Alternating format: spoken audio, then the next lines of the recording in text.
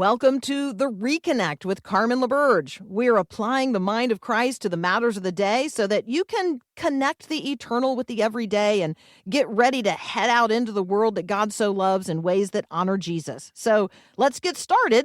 This is The Reconnect. Your daily encouragement that God has the world in the hollow of his hand. This is The Reconnect with Carmen LaBerge on Faith Radio.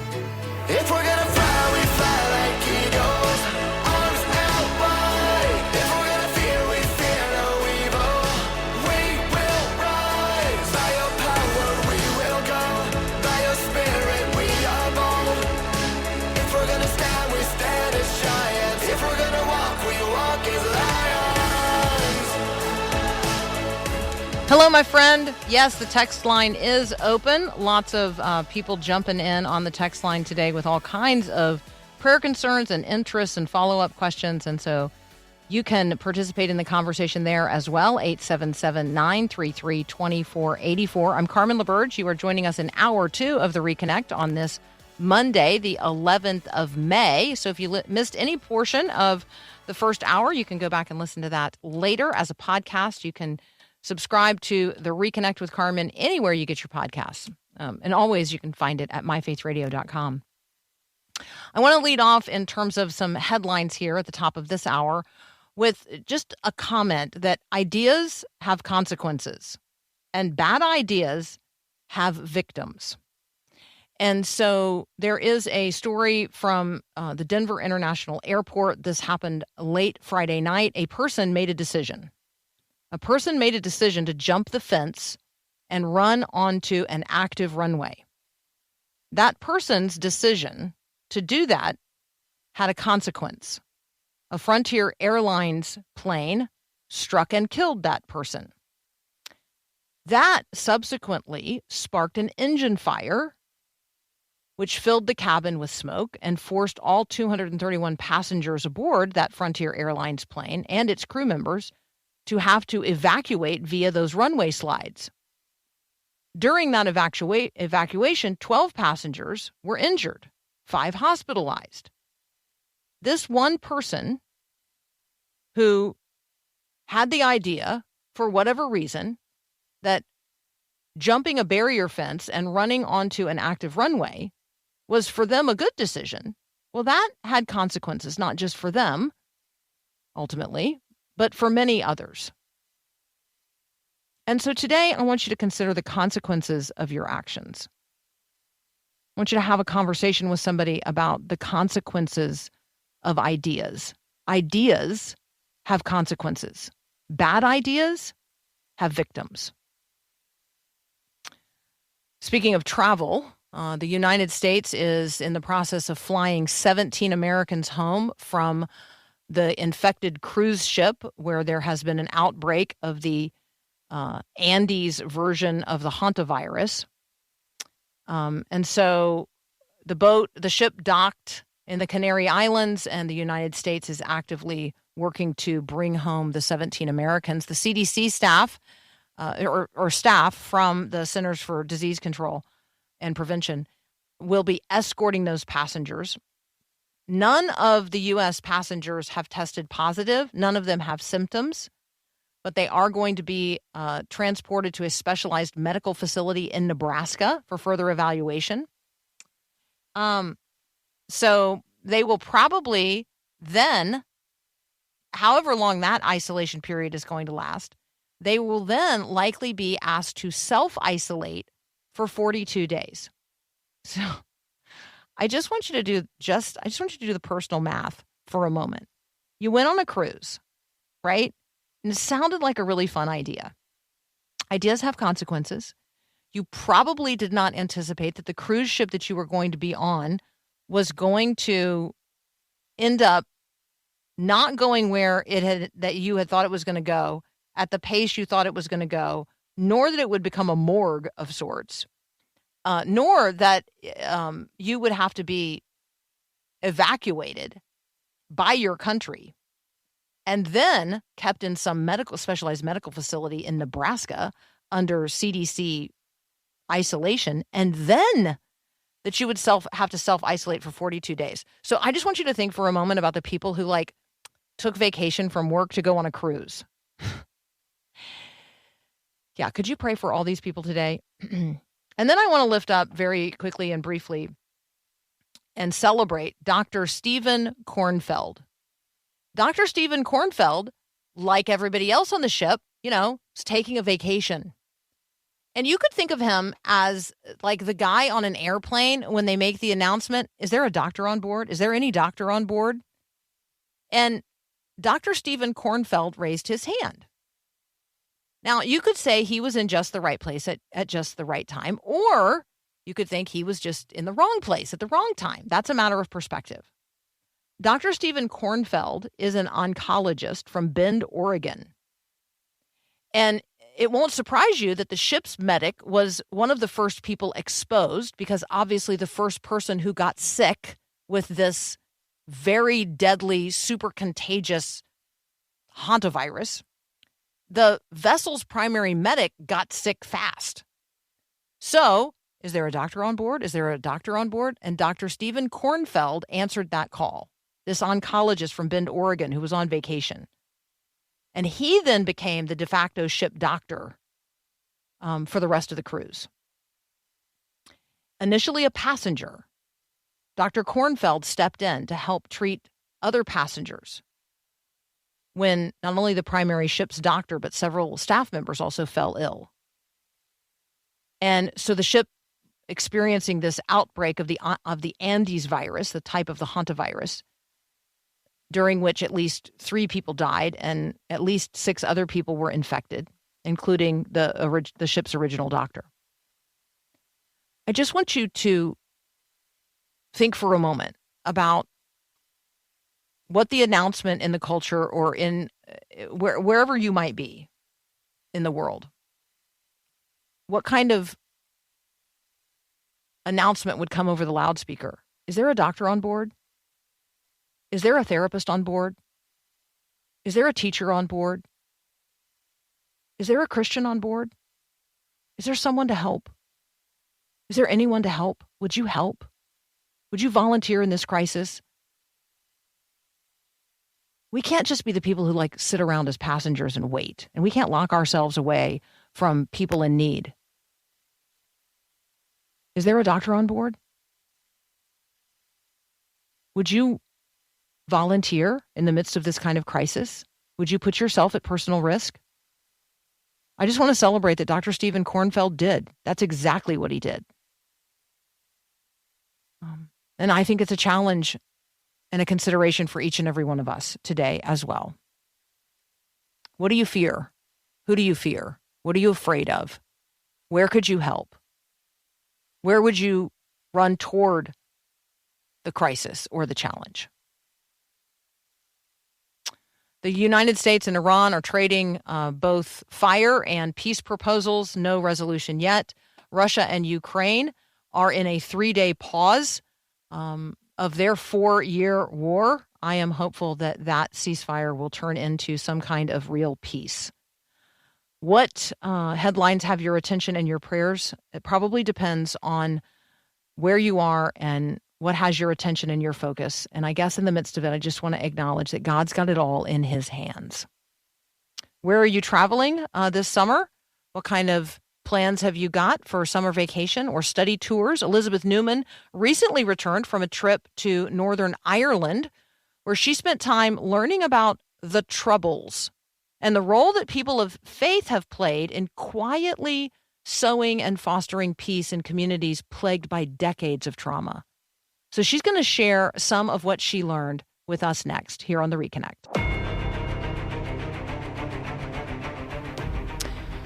What are the Troubles? Who is working to sow and foster peace in communities plagued by decades of trauma in Northern Ireland? Our friend Elizabeth Neumann is back. She's a security analyst. She's the author of Kingdom of Rage, The Rise of Christian Extremism and the Path Back to Peace, and she has recently made a trip to Northern Ireland. Elizabeth, welcome home and welcome back. Thanks, Carmen. Thanks for having me. What took you to Northern Ireland? What did you learn? What was your experience? Yeah, it was an opportunity with a ministry called Amplify Peace. They are based down in Arizona, but work across the U.S. And they've been around for about 10 years and work primarily with women to teach us how to be peacemakers. And one of the things they do is take people to places of conflict globally, get us out of our context, out of our U.S. context, and expose us to ways conflict is manifested in different parts of the globe. And the trip to Northern Ireland for them was one of the first times they've done that. And I had this opportunity to join them. And I have to say, as a somebody that's been in the counterterrorism field for 25 years, it really was my first time to dive into the Troubles. The Troubles, uh, from some tellings of the story, came to end in 1998 with the Good Friday Accords. And so by the time I am entering into counterterrorism right after 9/11, we were focused on a very different type of terrorism tactic. And it really wasn't until this opportunity that I dove in to the background and how did they end up with 30 years of conflict. Might be useful to just kind of give some of the basic brushstrokes of the Troubles before we talk about the role of faith. Most historians will tell you that the Troubles itself is a period that goes from like the late 1960s until the 1998 Good Friday Agreement. But when you talk to the people on the ground, they will say the Troubles is a period that started in 1200, that basically there's been fighting between what eventually became known as the British and the native Irish for 800 years. That there's been this struggle, but the particular period of the 1960s really comes about, and they actually modeled a lot of what they were trying to do off of our civil rights movement. So the Catholics in Ireland had been dealing with really centuries of discrimination, but in particular, a period of housing discrimination, employment discrimination, political representation had been not allowed. And so there were these civil rights protests in the 1960s. And there's three main groups that make up the fighting. It's the Catholics, which actually by population there were more Catholics. There's the Protestant Unionists, those would be like the loyalists who wanted to stay with Britain, and then there's the British Security Forces, so the government entity, and this is all taking place in Northern Ireland. If you're like me and you don't remember your history very well, Northern Ireland comes into existence after World War One, when Britain basically lets go of the bottom half of Ireland. So the Republic of Ireland gets established in 1922, and the northern part, where Belfast is, stays a part of the British Empire and is Northern Ireland. And that kind of sets up the stage for the Catholics being repressed and the Protestant Unionists taking power. And you get to the 1960s, and people are kind of tired of being repressed. And so they have these protests, and the British forces, as well as some of the paramilitary forces, attack the civil rights movements. And that leads a number of people to say, well, peaceful protest doesn't work. We need to fight. And the Irish Republican Army kind of sets off on what becomes known as the Troubles. There's bombings, there's all sorts of gang type fights that happen in the streets. And over a period of 30 years, 3,500 people were killed and tens of thousands were injured during the conflict. And that number might seem small, but you have to understand the territory of Northern Ireland is quite small. Think like this is happening in a couple of northeastern states. That would be the equivalent. And population wise, they're just tremendously smaller than we are in the United States. So there isn't a person in Northern Ireland when it comes by 1998, when they are making this peace, that hasn't known somebody that has died. Like it's just that small of a community. So everybody is affected by this.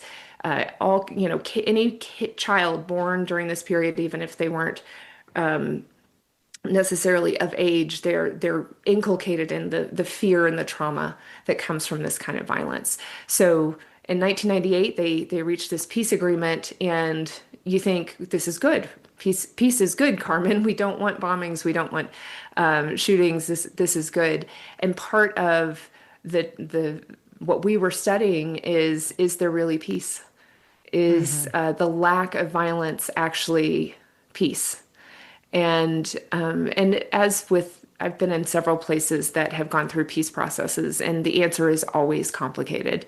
It's always filled with tensions around what we human beings can do to find justice and to balance that with mercy and grace. And it's every time I get exposed to places like Northern Ireland, there's much to be grateful for and to hope, and look at the power of human technique. Look at what good people can do when they put their mind to it. And then there's also this realization of, man, we just kind of forget the human side of things. So practically, some of the good things that came out of the Good Friday Agreement, they reformed their police, they reformed their political system, so there's representation now.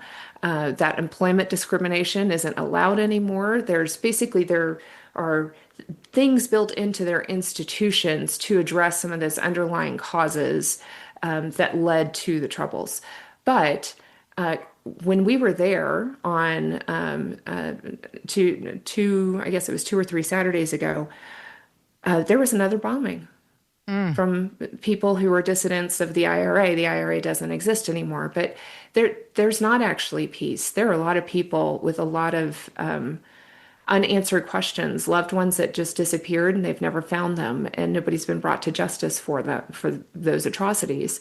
And so there's still a lot of pain that hasn't been dealt with. So it's a really interesting study of there's a lot of good that government can do, and then there's also, if we skip the fact that people need to lament, people need to mourn, and that there's a role for forgiveness, which is really, really hard. I think outside of the cross, I don't know if it's humanly possible in some contexts to truly forgive. And that's why I found such encouragement and watching, quiet, the people that don't get the headlines, the ministers, the ministry leaders who are quietly working with people who are still processing their grief and helping them find voices for lament in the Psalms, and crying out to the Lord, and just day after day, week after week, seeking the Lord's help in learning how to forgive. I found that so incredibly powerful to see that our God is able to still do very miraculous things at a human heart level for people that are in a lot of pain.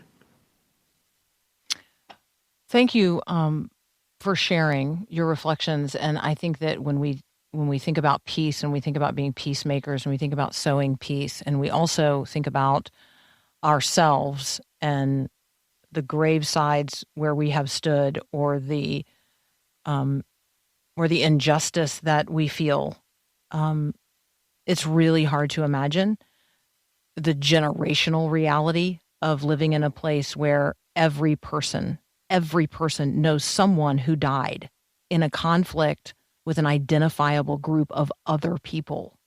And so I think that bringing this to the fore of the conversation is really, really helpful. And I guess I hope that it is illuminating to us as we walk into the future. I hope that it enables us to even consider how we think about, quote unquote, the other, whatever that person may be on a different side of a political aisle, or a person of a different faith or a different faith expression, or, the Israeli-Palestinian. I mean, you could go down a list here in terms of, sort of the othering that happens, and where we feel ourselves standing, at a dividing line. In this case, we are talking about Christians. We're talking about Catholics and Protestants, and that's just been a part of the heartbreak of all of this for so long. So, Elizabeth, thank you for these initial reflections. Maybe as you get further away from the event and you have opportunity to even reflect on it more, we could circle back around to this in a later conversation. Yeah.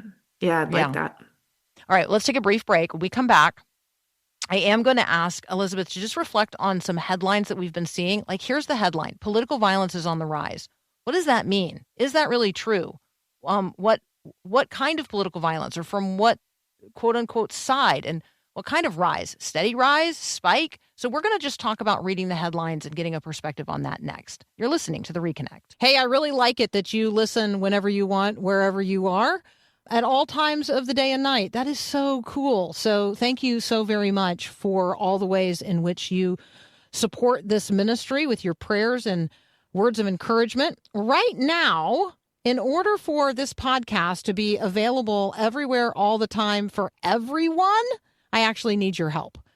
Could you support this podcast right now so that more people in more places at every hour of every day could hear about Jesus and grow in their relationship with him? Click the link in the show notes or give now at myfaithradio.com. And thank you so much again for listening to this podcast. Okay, you may have been seeing headlines that say things like political violence is on the rise. I'm going to ask Elizabeth Neumann to just help us reflect on, like, when we see a headline like that, maybe how could we take it apart, and how can we know whether or not, like, it's true, or really just inflammatory? So, Elizabeth, I'm looking at a headline that says political violence is on the rise. How should I read that? Well, my first question to you is, does that sound familiar? Because it probably was a headline the year before, and the year before that, and the year before that. And one of the funny things about those types of headlines is that they could all be true. And it's just that each year it's getting a little bit worse. And that's probably, that's my take. We can look at the data going back to about 2015, 2016 is when we started to see this spike in violence. And it's been going up ever since.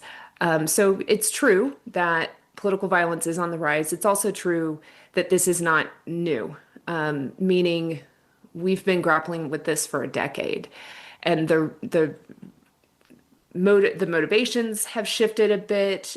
Where the violence is coming from has shifted a bit. So all of those contexts are important, but the reality of we're a very violent society is something we should be sober-minded about. And as believers in particular, we should be pushing back against. I think one of the most dangerous things that we could do with a headline like that and say, as like, well, it's just keeps getting worse, I give up. That's the wrong answer. We need to push back. We need to say that it is never okay for violence to be the solution to our problems. And good moderate voices, I don't mean moderate in a political spectrum, I mean moderate in temperament voices saying we have alternatives. Violence is not the solution to our problems. When those voices speak up, the people that are contemplating violence, the people that are at least cognitively open to violence as a solution, that actually can persuade them. So it's important for us when we see a headline like this to lament it. It is sad that we are seeing increases in violence, and that violence is manifesting of late, coming from several different spaces and targeting some groups that have been targeted for a long time. The Jewish community is always top of the list. Sadly, when we do statistics of who gets targeted, considering the small percentage that they make up in the country, they are disproportionately targeted by high numbers, and really have been since 2023 when we had the attack in Israel. And those numbers have been spiking ever since. We have laid more data out of the ADL that suggests that 2025 is the largest number of attacks since they started counting in 1979. So that's rather alarming. There were 3 people that were killed last year, and that also is a kind of a new thing. We haven't had Jewish people be attacked that led to death since 2019. And 2019 was that horrific Tree of Life shooting in Pittsburgh. So there are some findings in here, some facts that actually should shake us and alarm us. But there's also an element of, and this is just more of the same, and that should also sadden us and cause us to just. I don't want to. It's hard when you've been trying to sound the alarm for me. It's going on. Well, it was 2019 when I was in government trying to say, hey, we've got a problem that the data is showing us we are seeing more of these attacks, and this is not okay. It does at times, Carmen. It gets hard to just be like, yeah, this is a problem, and nobody seems to be hearing us that this is not okay. But I'm going to counsel even myself, like we can't give up. We actually have solutions. We know how to invest in violence prevention. We know that bystanders speaking out when they see somebody that they know that's troubled and might be mobilizing to violence, that can stop attacks.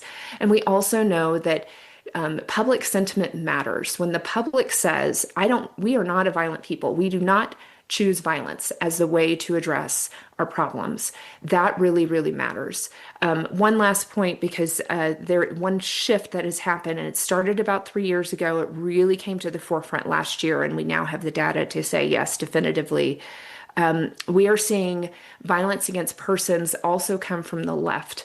The past data for like 30 years, you'd have to go back to the 1960s, 1970s. The far left typically would attack property and disrupt infrastructure.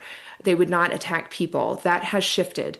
And that's really sounded the alarms in the counterterrorism community, because at this point, it does feel like pendulum swing and each side is aggravating the other side. And so it is coming from all sides. They still use slightly different tactics. We could talk about that another day. I know we're running short on time, but the bottom line is, as believers, we can pray and we can speak out against violence, because those norms do actually matter and do make a difference in reducing violence. I want to encourage you, if you have never done so, to read Kingdom of Rage, The Rise of Christian Extremism and the Path Back to Peace. It is Elizabeth Neumann's book. And in it, you will learn some of the skills that she's talking about right now. Like, how do I actually identify? How do I notify? How do I intervene? How do I know when a person in my family, my sphere of influence, is somebody that it's help beyond me, and how do we then engage as Christians in community to not only respond, but sometimes get them the help that they need. And so I appreciate Elizabeth's work. And if you've never read Kingdom of Rage, The Rise of Christian Extremism and the Path Back to Peace, I highly recommend it. It'd be great to do with a small group in your church, or, with friends on your street. Just a wonderful opportunity to proactively and positively engage on issues that are of concern to all of us. So we'd love to send you that link on the text line, 877-933-2484. Elizabeth, as always, thank you so much for being with us on the Reconnect. Thank you, Carmen. Absolutely. So we have all heard the headlines about the changing landscape of work due to artificial intelligence. We're also acutely aware just how much we need highly trained, highly skilled people to do things for us that, frankly, we don't know how to do. Like, do you have a guy?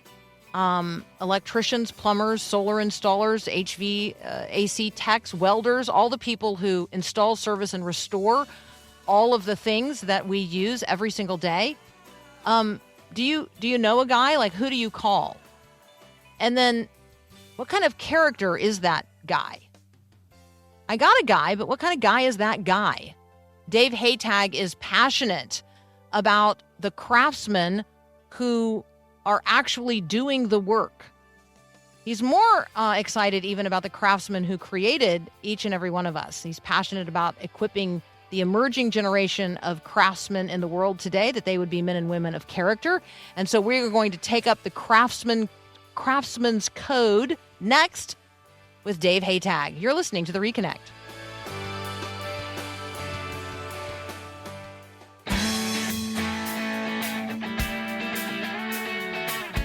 Our friend Dave Haytag is back, author of Craftsman with Character, joining us today with The Craftsman's Code, a blueprint for building a meaningful life and an enduring legacy. Dave, welcome back to the Reconnect. Carmen, great to be with you again, and happy Monday. Monday is my Yeah. second favorite day of the week, right? Is Friday your first favorite day of the week? No, Sabbath is my favorite, but Monday I get to That's come good. back to work and do kingdom work in a gear shop. It is so great. All right, Dave, tell people really quickly about the gear shop so they know your context for where Yeah. you labor. Good Work was your first book, How Blue Collar Yep. Business Can Change Lives, Communities, and the World. So that's really God doing his work in you as a business owner. And then we're going to pivot and talk today about the Craftsman's Code. So who is Dave Haytag and what is Good Work? Well, I grew up in a blue collar family. My dad started a machine shop in 1962, the year before I was born. I was cheap child labor, as many family businesses are, and became an apprentice gear maker right out of high school because everybody told me I wasn't college material because I guess I wasn't that good in school, but I was a hands-on learner. And over the years, I ran away from home because everybody said I should be a pastor, but God called me back to the gear shop, and I've been back here for 34 years, realizing that we can do phenomenal kingdom work, even making gears and sending our gears all over the world to keep things running, making toilet paper, paper products, lumber, textiles. Our gears are literally everywhere. And so I realized that I have a calling just in my everyday work as a blue collar guy. I would also maybe like to point out that you have recently lost a chicken, and as a person who lives on a farm, my heart Yeah. my heart Yeah. resonates with you. Our flock no longer has a rooster, and so Ah, I was noting that on your LinkedIn page, and I appreciate that your LinkedIn is robust enough to include such information. well, Carmen, heartfelt thanks to that because that rooster sacrificed his life to save his girl. And it was so inspiring. And then it's another way that that I see God, demonstrating that self-sacrifice is the ultimate form of service. And we're called to do Amen. that every day. Amen. I love it. Hey, we'd love to connect you with Dave Haytag on LinkedIn. And we'd also love to connect you with Craftsman with Character. You can find it at craftsmanwithcharacter.org. We're going to talk today about the Craftsman's Code. And so we're sending you that link as well on the text line 877-933-2484. Let's dig in, Dave. Yeah. There are 6 principles of the Craftsman's Code. Every single Yep. one of them is a part of this sort of integrated approach to discipleship that you have. Yep. So maybe you could just quickly tell us what the 6 principles are. Yeah. Obviously, we're not giving it all away for free, but we are going to Yeah. at least, we're going to tenderize the conversation. Well, I think the background of that real quick is that we all have a worldview, right? And how we come to view the world. And I think in today's world, young people especially are so yearning for a worldview that makes sense. And so for me, for a blue collar perspective, how do I communicate that to kids and young people that aren't necessarily church people? And so I went back to school and actually in a weird way, I got my doctorate studying education for tacit learners and these blue collar kids. And so the Craftsman Code is really my way of kind of putting the gospel in blue collar language to give kids this worldview that says, hold it, am I here for a reason? And so the first one is just fun. I make these kids say it when I teach the class, but number one is I'm not the center of the universe. And if that doesn't get you excited, making a teenager say that out loud, nothing will. But then the second one is I don't know everything nor nearly as much as I think I do. And so there's this progression of humility that we lead the students through. And then third is, there's dignity and purpose in knowing my trade because all work matters to God. We are all called to be kingdom workers, no matter what job we're at. But the game changer for a lot of these young people who have been told that they are nothing, they don't matter, there's no purpose. Number 4, the world needs me. And when they start taking that inside deep in their heart and their mind, that's the game changer for so many of these kids. And then number 5, pay as reward for my efforts, but not my main motivation.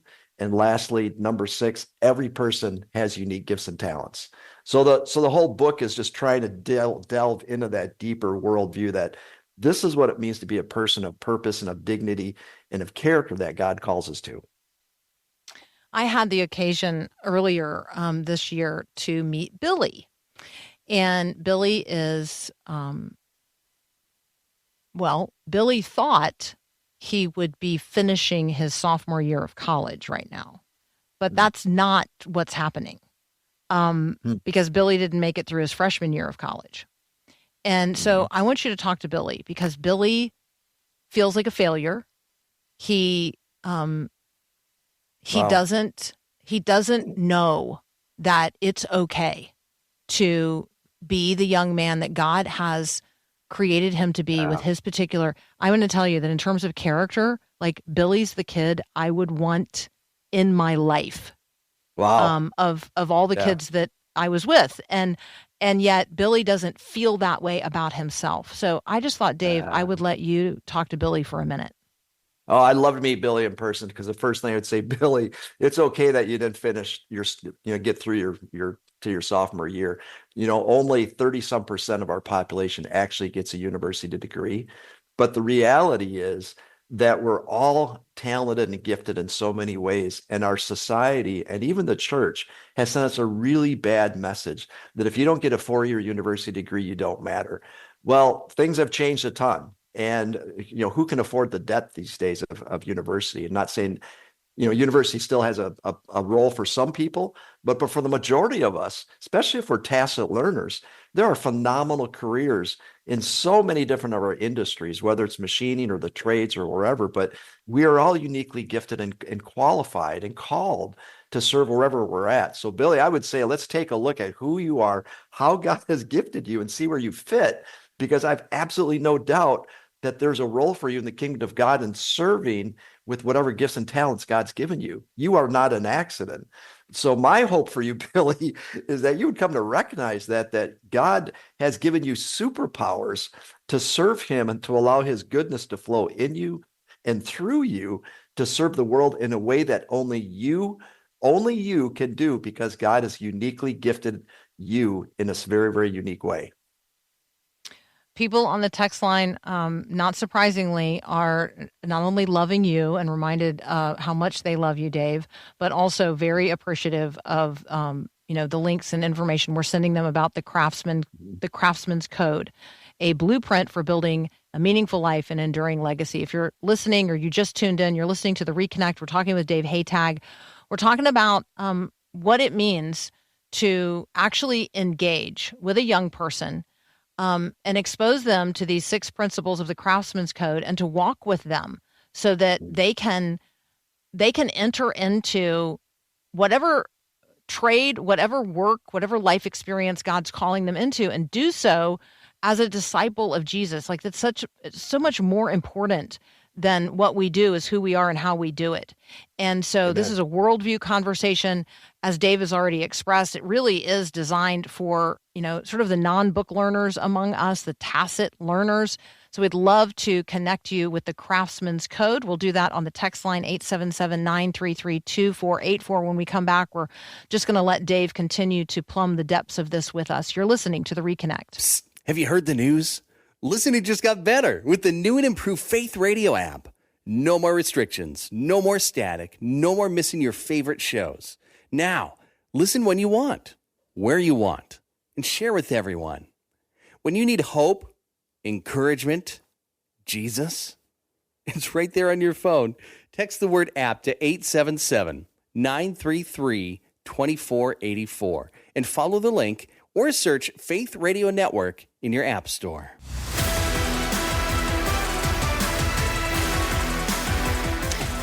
All right, friends, if you've just joined us, you're listening to The Reconnect. I'm Carmen LaBerge. We are in the middle of a conversation with our friend Dave Haytag from Edgerton Gear in Edgerton, Wisconsin. He's also the author of now a number of books. The first one is Good Work, How Blue-Collar Business Can Change Lives, Communities, and the World. And if you're a business owner, that is the book for you. The Craftsman Code is what we're talking about today, a blueprint for building meaningful life and an enduring legacy. And this is really the process that Dave has worked through, not only with people in his own work environment and context, but with members of the U.S. military as well. Dave, you've had an opportunity to teach the Craftsman's Code sort of far and wide. Yeah, it's really it's really weird, Carmen, just how God works. But this whole issue of character is a big deal. And even the U.S. Navy got a hold of me 3 years ago and said, "Hey, we're not getting our submarines on time because our nuclear subs are the competitive advantage that we have in our military." And so they surveyed all of their suppliers, 16,000 of them, and said, "What's the biggest issue?" Their biggest issue is workforce. We don't have enough young people come into the trades and manufacturing to build our submarines. Well, guess what? The number one issue that all employers are saying, the biggest issue of workforce development is character. Can you teach character? Can you get people to show up on time and be committed to excellence and have that sense of dignity and pride in what they do? So the Navy actually gave me a 3-year grant to grow Craftsman with Character as fast as possible to help other businesses reach into high schools and reach into kids' lives and mentor them. And what I often say is to create mentoring cultures within our businesses, because this is where we need to reach our kids. And Carmen, real quick, the other thing that's blown me away in the last 3 years, the number of Christian-owned businesses that I've met, business people who are saying, "I want my business to be a kingdom of God place that I can mentor and care for people." And so, yeah, it's been a crazy journey seeing how many people and how God's moving in so many of us in business to care for this next generation. Is there any chance you remember Rosie the Riveter? I mean, not Oh, like, do absolutely. you? Okay, so Yeah, I didn't she's know her 100. personally. Well, she's 100 this year. Wow. Her name is May Cryer. She lives in Levittown, Bucks County, Pennsylvania. And Really? Oh my I gosh. know. And so, well, here's the reason I was thinking about her. We tend Yeah. to think about tradesmen, but Yep. you don't really think that way. When you talk about craftsmen with character, when you talk about the trades, you're talking about men and women today. Oh, absolutely. Absolutely. Because again, I mean, you go back to education, there's so many of us that don't fit the model of current education, but some of the best welders on the planet are women. We're all gifted in so many ways. And the shortage, the drastic shortage that's in the trades and manufacturing right now, we can't sit around and hope that it's just young guys that join in. We need everybody. And I, especially in my shop, some of the women that I have, they put to shame some of the guys because their attention to detail and their compassion and just the way often they think, not to stereotype, but we need everybody, right? We can't just hope just a few people show up. God's created so many people with so many different gifts and talents. We need them all on board. When you're talking about the craftsman, you are first talking about the one who crafted us. Mhm. And so Yeah. maybe everybody has not made that connection. How do you think, what do you think about the relationship between God as, sort of the master craftsman and those of us who then turn and apply our hands to a trade? Well, I don't think it's any accident that when God came to earth in the person of Jesus, he came as a craftsman. And we often say that Jesus was a carpenter, but actually a proper translation of tekton, the word that's used in the Gospels, is really a craftsman, not just a carpenter. It's it's actually kind of funny, but somebody translated carpenter because the guy who translated the original Greek into English had never been to the Holy Land and didn't see that there's not a lot of trees. So the actual word is he was probably more like a stonemason. And so my mind goes, well, hold it. If our ultimate model, the creator of the universe, came to earth in the person of a craftsman working with his hands, what better example should we have, should we follow to be people that engage our heart, our hands, and our head in everything we do? So I am absolutely thrilled that my Savior is the ultimate craftsman. It's so good. Has our friend Jessica Lally already connected you with my friends here in Middle Tennessee at Narrowgate? No, I'm not Okay. familiar with them. So that's sort of like the next, you probably need to come to Middle Tennessee and visit. So because Awesome. they are doing what you're doing with young men, sort of age and stage, it's just perfect. But as a part of this process, they have developed like a leatherworks area, a place where Oh, they're wow. crafting like those beams that everybody wants in their houses, right? So Oh, yeah. they've Yeah. got like a kiln for those, and Yeah. I mean, in the process, one of the young men, like he's become like in the woodworking area, like he's now making like the highest end guitars in the world. So I'm just saying that like it's Oh, really wow. quite beautiful. And they're, Yeah. anyway, I just think that like this is like people are beginning to get it that Yes. everybody is not going to track toward quote unquote college and, and quote unquote white collar work, that so many people are designed to be designers, designed to be craftspeople, designed to work with their hands. And so you are reinvigorating that conversation, but you're also doing so in like the right way, which is the character development side of it. So it's not just, do I have a guy, but what is that guy like? Like I want the guy that I call to help to be a good guy and, or good girl, good woman. So thank you for who you are, for what you do, for how you're doing it, and for helping the rest of us do it as well. I just love you. So thank you so much. Thank you. Well, I love your message, Carmen. Keep it up. Because then the last thing real quick, the big thing right now is AI. Everybody's freaking out about AI. You want an AI-proof job? Get in the trades or manufacturing. They are 100%. AI-proof jobs. So thank you, Carmen. Love being with you. I don't know that you've said it this way, but AI is not showing up to unplug my toilet. That's exactly. That is exactly right. Yeah, that's exactly right. All right. We love Dave Haytag. If you're not familiar with him, I want to connect you. Edgerton Gear, like literally those of you in Wisconsin, you could drive over and say hi. Craftsman with character.org. The Craftsman's Code is what we've been talking about today. It's a blueprint for building meaningful life and an enduring legacy.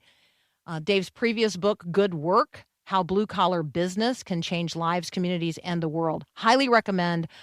So wherever you are in this sort of, spectrum of the conversation, if you're a business owner, if you are a person who wants to influence young people, you're looking for a more tacit approach to discipleship, it's all for you. You can also connect with Dave on LinkedIn. We'll send you all those links on the text line, 877-933-2484.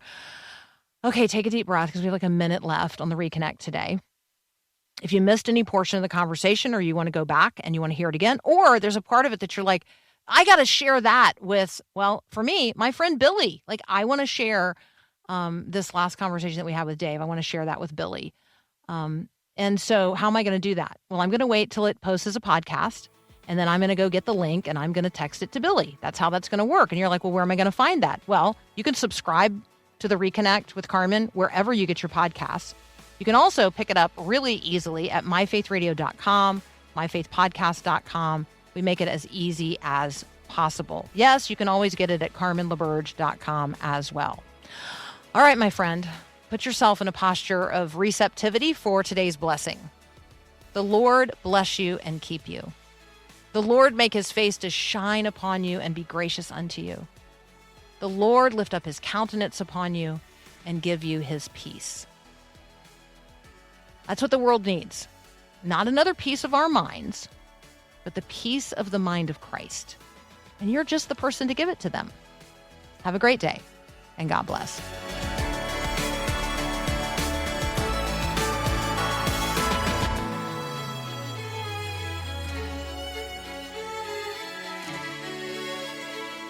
Thanks for listening to The Reconnect with Carmen LaBerge. Let us know how we can help you more fully reconnect the eternal with the everyday. We want to walk with you throughout your journey of discipleship. So let's connect. You can text us at 877-933-2484 or connect with us online at myfaithradio.com and on all our social media.